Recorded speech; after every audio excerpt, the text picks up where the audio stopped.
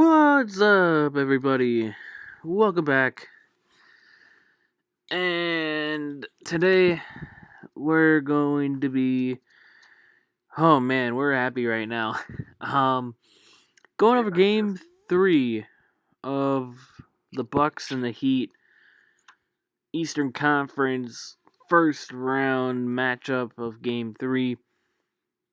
But before we get into the content, make sure you leave a like on this video. Subscribe if you're new and enjoy the content. And leave your comments down below of what you think of the series so far. So, Dylan, what do you want to start? Well, I mean, great victory, by the way, of course. Felt great. Yeah. But I Uh, guess I guess we can start off by how great our defense was, though.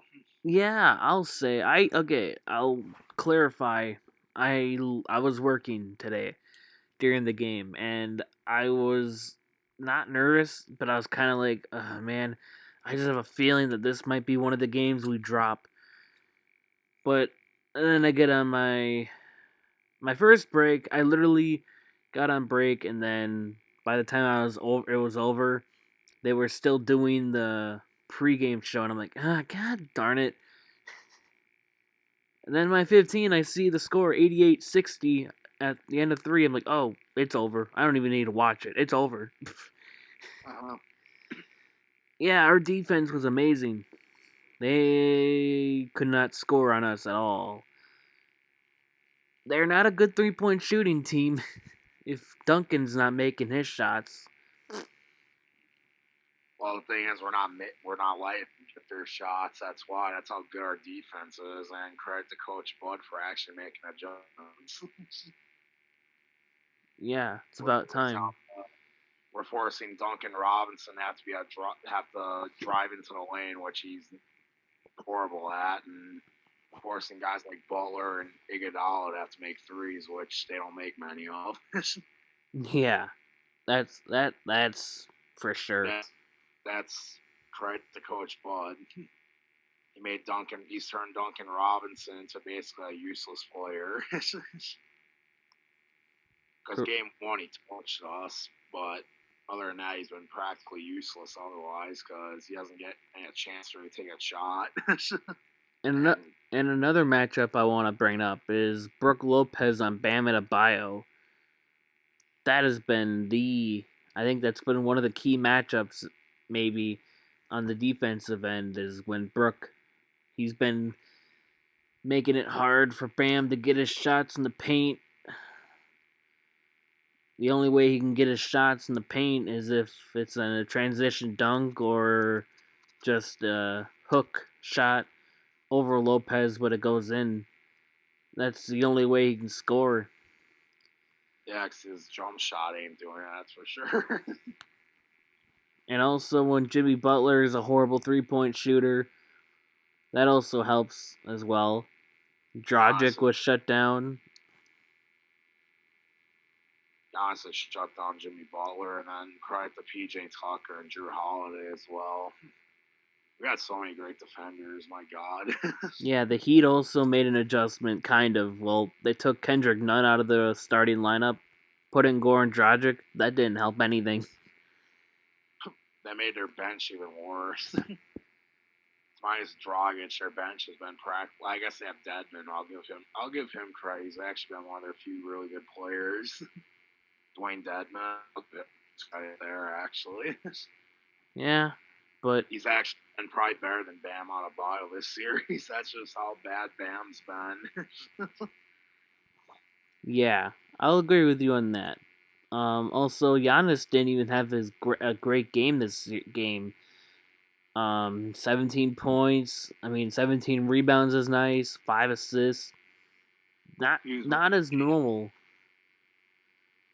He was more kind of a I guess maybe not decoy, but he was more for like defense and grabbing boards and stuff. But he Yeah. did hit a couple of his mid-range jump shots, which looked nice. But one thing I really like that's something that I in the past he probably would have bricked them all, but he made his free throws though, and that was with the crowd counting down. I don't know if you saw that, but No. the crowd was counting due to Giannis's long free throw routine, and they called the 10-second in game one. The Yeah. crowd was doing was counting, and yeah, and Giannis made pretty much every single one, and it was like a perfect swish too, which shows how focused he is. That's good. You didn't see it the last 2 years. Now, what you did tell me that Dante got hurt, right?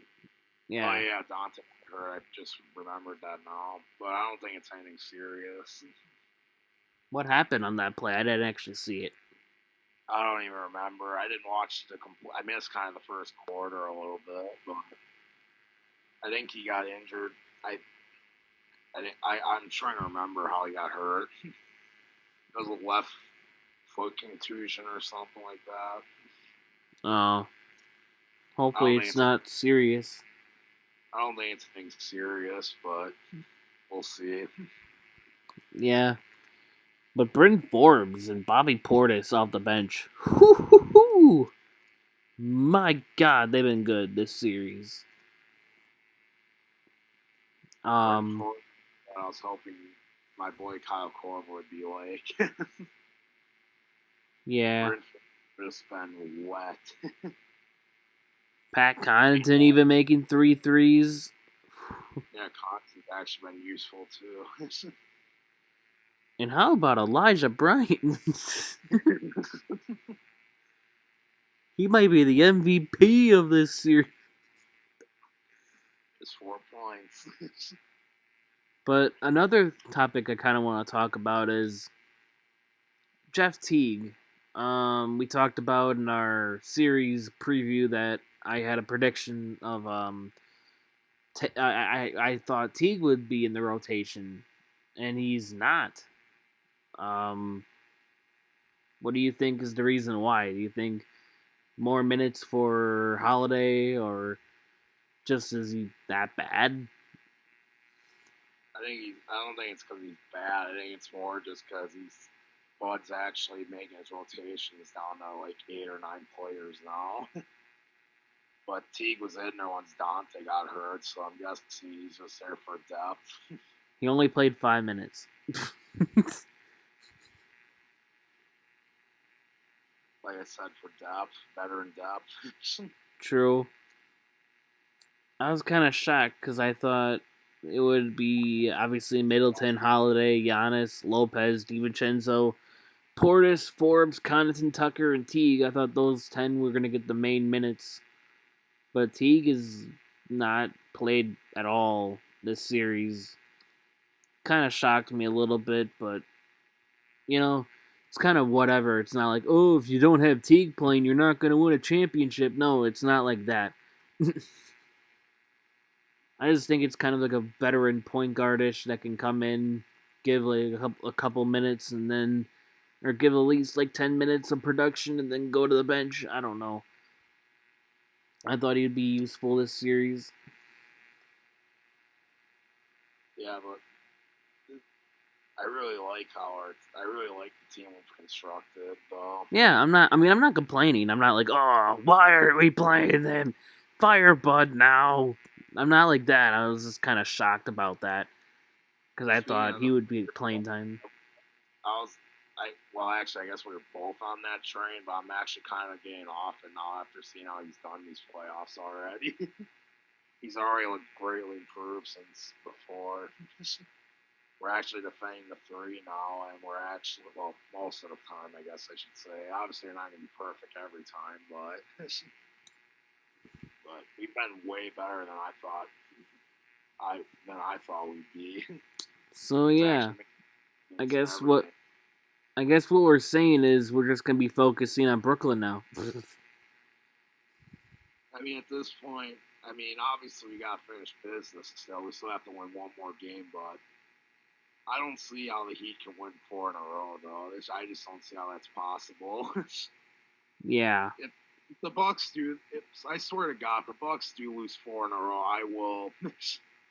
I don't know what I would do. I would legit probably would want to kill myself. Yeah.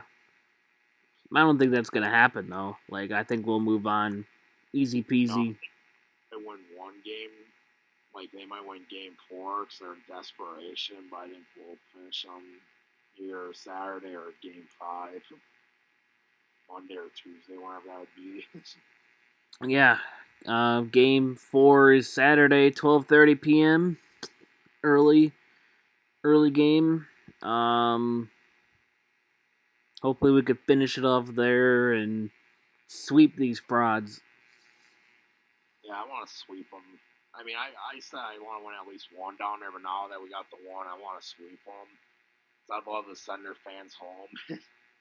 After all the crap they said the last year, this would be by far the greatest victory of my Bucks fandom. Assuming we get one more win. And that's saying a lot from 2019 in Boston, what we went through with them. They were pretty bad, but Heat fans were definitely worse, in my opinion. Yeah, I agree with that. They were So, terrible. yeah, I think they're even worse than how Celtic fans were before we humbled them. I got an interesting stat I just saw on Facebook. I'm kind of scrolling through just in case I see something. Um, Tyler Hero in the bubble in 2020 averaged 16.3 points per game, 3.7 assists on 34 minutes a game, 45% from the field, and 38% from three. This series, first 3 games of this series, he's averaging 7.7 points per game, 1.7 assists, and 21 minutes per game on hit atrocious 28% from the field and 33% from three. Yeah, Tyler Hero was probably one of the main reasons we got eliminated last year. Obviously, there's a lot more, but it's just great to see that Tyler Hero isn't going off anymore. Well, I think the league's figured them out more now. And yeah. And you remember when Heat fans said, "Oh, we're not trading. I don't want to trade Tyler Hero for James Harden." That's crazy talk. There are actually a lot of Buck fans that wanted more Chris Middleton. That's just blows my mind. I mean, offensively, that doesn't sound bad, but Middleton, I think, is the better fit, especially with Giannis and Harden's beef. Kind of beef. Like, Harden doesn't pass the ball. I want this dude, like in the All Star draft or whatever. Uh, And then Harden calling Giannis just a tall guy that dunk, no skill. Harden's just a moron there. Yeah, but this video is not about Harden. But I think we basically covered everything. Um, I, Yeah. you did say before we started recording that you told me that we gave the Heat their largest home playoff loss in franchise history, which I love to Yeah, hear that. is his plus minus is just insane, while Jimmy Butler's is the complete opposite. I actually got it right here. Drew Holiday in this series has been a plus 88, the highest on the Bucks by far. While Jimmy Butler is a negative 68 in this series, the lowest on Heat by far. I got this one from Stat News on Twitter. Yeah. Yeah, that's just how good the Bucks defense is. They turned Jimmy Butler into like a role player. How much you want to bet that if we still had Eric Bledsoe, that we would probably be down 2-1? Highly, maybe even down 3-0 because Drew Holiday's been so huge. I even seen a Heat fan comment. This is before Game 3 that said, man, Drew Holiday's been such a huge steal for them. I was like, yep. And that's why we traded everything that we had. Well, a lot of things for him. and it was well worth it. I agree with you there. I saw around people are saying he's barely better than Bledsoe.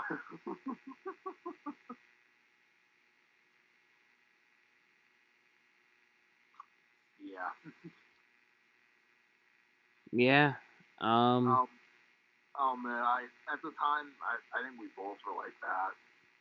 I remember last year where we were like, that's just insane. I think giving whatever it would take for Chris Paul, like even on Drew Holiday. But looking at it now, I'm so glad we did. It was well worth it. Oh Oh my man, god. I won that we should have did it earlier. I wish. Mike. Oh god, I just saw a funny video on Twitter. It was the Heat without the bubble, and then it's a video of the um what's it's I can't play it because it'll be copyright. Mickey Mouse. Oh. Hot dog, hot diggity dog. And then it has a photo shoot of all the Heat players. Yeah, I see it now. But I think that'll be it for us. Make sure to leave a like on this video. Subscribe if you're new and you enjoy the content. Go Bucks, go! 13 more wins.